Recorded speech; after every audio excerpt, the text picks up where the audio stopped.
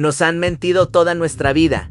Durante décadas, nos vendieron la idea de que la Fórmula 1 era el ápice indiscutible de la evolución humana sobre 4 ruedas. Nos dijeron que esos monoplazas eran los reyes absolutos del asfalto, la cúspide de la ingeniería. Pero mientras la aristocracia de la Fórmula 1 desfilaba los domingos creyéndose intocables, en la oscuridad de la noche, en carreras que duraban 24 horas, se estaba gestando una violencia mecánica tan pura, tan brutal, que amenazaba con destruir todo el imperio de la FIA. No eran simples coches, eran monstruos devoradores de asfalto que humillaron al gran circo en su propio juego, robándoles el público, la tecnología y el orgullo. Hola mis queridísimos amantes del motor, sean todos bienvenidos al canal y prepárense, porque hoy no vamos a hablar de un simple campeonato. Hoy vamos a abrir la tumba de los mártires más grandes de la historia del automovilismo. Vamos a hablar de la era dorada de Le Mans, cuando el Grupo C era el que dominaba las carreras de resistencia, y como la FIA tuvo que asesinar a sangre fría a esta categoría, simplemente porque era demasiado buena. Para entender esta herejía técnica, tenemos que viajar a 1982. La Federación Internacional del Automóvil, en un intento por modernizar el Mundial de Resistencia, tira a la basura los viejos grupos 5 y 6 y crea un reglamento que en papel sonaba a castigo, el Grupo C.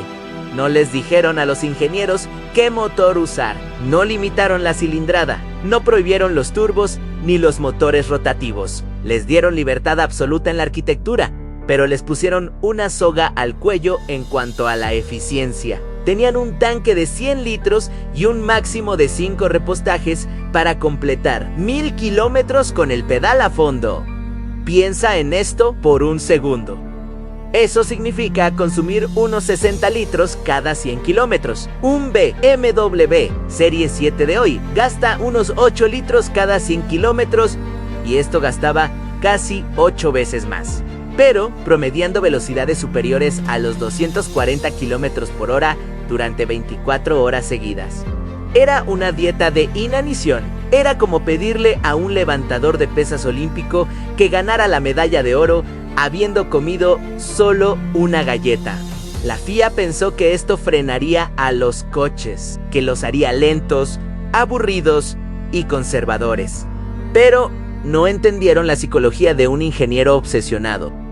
Cuando a un genio le pones una jaula, no se rinde, sino que construye una bomba para volar los barrotes.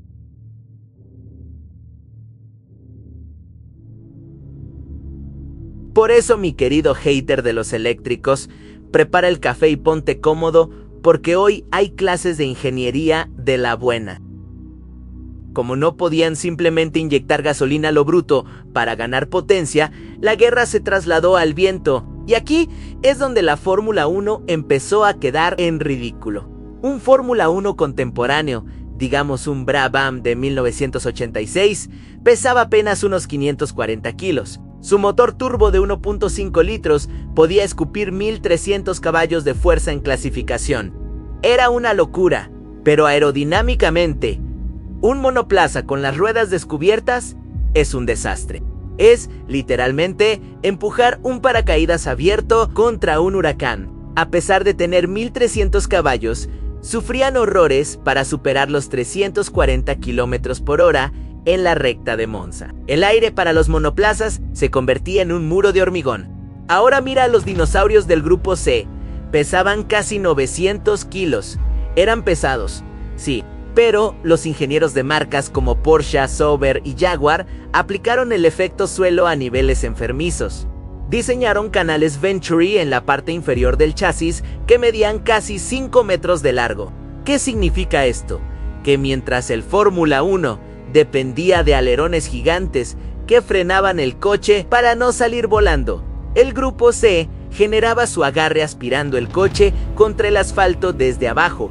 Sin alterar la carrocería superior, tenían una resistencia al avance casi nulo, mientras el piloto de Fórmula 1 peleaba contra el viento a 340 por hora. El piloto del Grupo C, en la recta de Mulsen, Pisaba el acelerador y cortaba el aire como un bisturí quirúrgico atravesando seda. Rompían los 380 y los 390 kilómetros por hora con una estabilidad direccional escalofriante. Estos coches no competían contra el viento, sino que bailaban con él.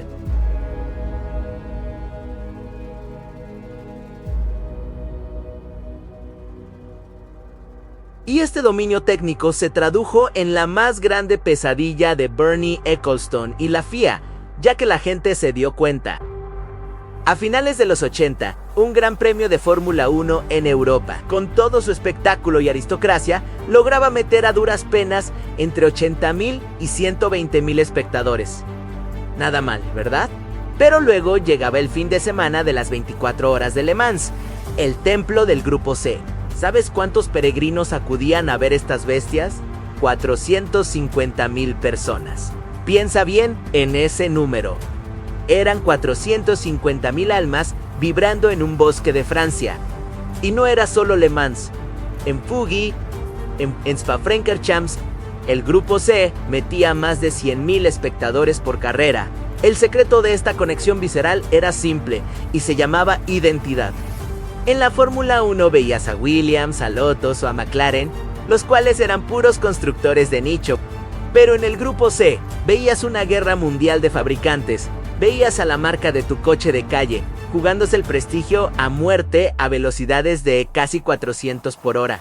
Era la gloria o el ataúd. Televisado para el planeta entero.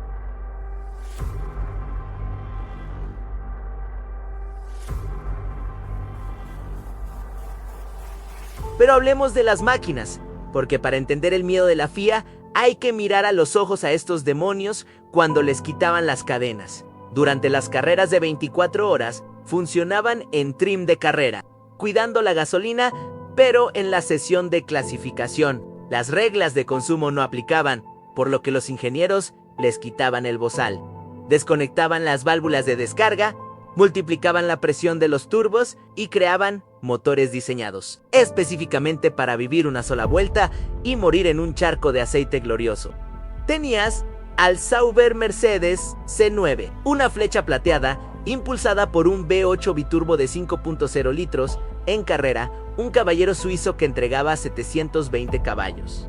Pero en clasificación le arrancaban los limitadores. Ese bloque generaba más de 930 caballos de fuerza. Podías sentir la vibración en las plantas de los pies a medio kilómetro de distancia cuando aceleraba a fondo. También tenías la herejía japonesa con el Mazda 787B, el único ganador de Le Mans que no llevaba pistones. Su motor R26B de 4 rotores chillaba a 9,000 revoluciones por minuto produciendo 700 caballos. Pero los ingenieros confesaron después una verdad aterradora respaldada por documentos confidenciales. Y es que si no los hubieran obligado a cuidar la gasolina, ese motor atmosférico podía escupir hasta 900 caballos a 10,500 revoluciones por minuto fáciles. Un régimen de giro que destrozaría cualquier motor V8 tradicional, sostenido por una sinfonía de rotores que sonaba a metal, siendo rasgado desde el interior de la Tierra. Pero hubo dos eventos, dos anomalías en la matriz que sellaron el destino del Grupo C. Dos momentos donde la ambición humana cruzó la línea del sentido común. El primero fue el William Peugeot P88. No era un coche hecho para ganar, era un proyectil balístico. Para esto, un grupo de ingenieros modificaron un motor V6 biturbo hasta sacarle 910 caballos. Para eliminar la resistencia al aire en la recta de Mulsanne, taparon las entradas de refrigeración con cinta adhesiva. Sabían que el motor se iba a cocinar vivo, pero no les importó. En la carrera, Roger Dorchi pisó a fondo y el coche perforó el aire de Le Mans. El radar oficial parpadeó y arrojó un número imposible: 407 kilómetros por hora. Para que lo entiendas en tu cerebro de primate. A esa velocidad, estás recorriendo la longitud de un campo de fútbol entero cada segundo. Todo eso de noche en una carretera pública rodeada de árboles. Era tan absurdo y tan peligroso que la FIA obligó a poner chicanes en la recta poco después. Pero el verdadero terror llegó en 1990, con el Nissan R90 Zika. En la vuelta de clasificación del piloto Mark Blundell, la válvula de descarga del turbo se atascó. En lugar de abortar, el turbo bloqueó la presión al máximo. El motor de 3.5 litros empezó a aspirar aire como un agujero negro.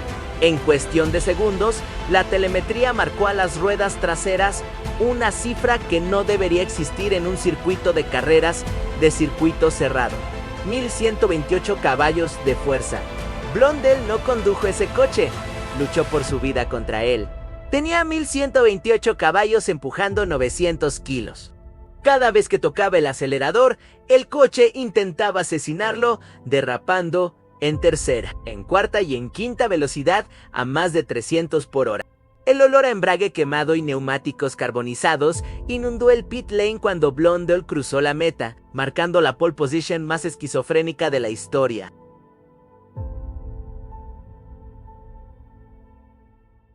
Demasiada potencia, demasiada audiencia, demasiado dinero. La Fórmula 1, controlada por los despachos, veía cómo las marcas la abandonaban para irse a la resistencia. Las televisoras empezaban a mirar de reojo a Le Mans. El Grupo C era un imperio mejor gestionado, más emocionante y tecnológicamente superior, así que la FIA hizo lo que hacen los tiranos cuando no pueden ganar en el campo de batalla.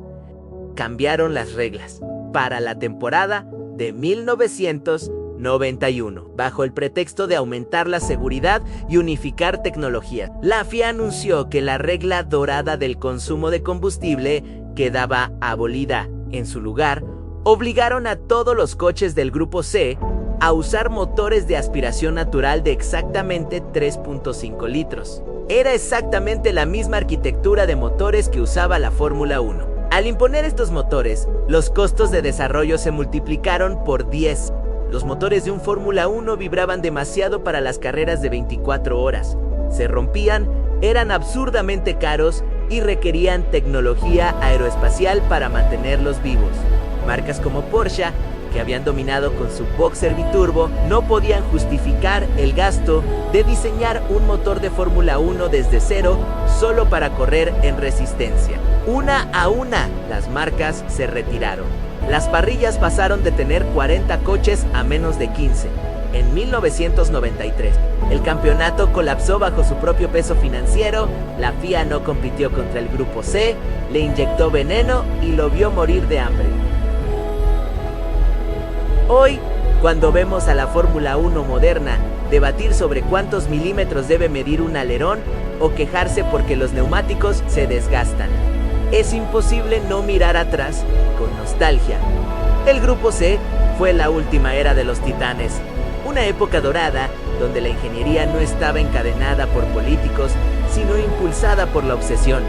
Fueron bestias mitológicas que demostraron que, a veces, para alcanzar la perfección, tienes que rozar la locura. Fueron silenciados. Sus motores fueron prohibidos y sus chasis relegados a museos de millonarios. Pero el aullido de esos monstruos a 400 kilómetros por hora en la recta de Mulsanne, ese eco de pura violencia mecánica, eso no lo va a poder borrar ningún reglamento. Pero, ¿qué opinas tú? ¿Fue el asesinato del Grupo C el peor crimen de la historia del automovilismo?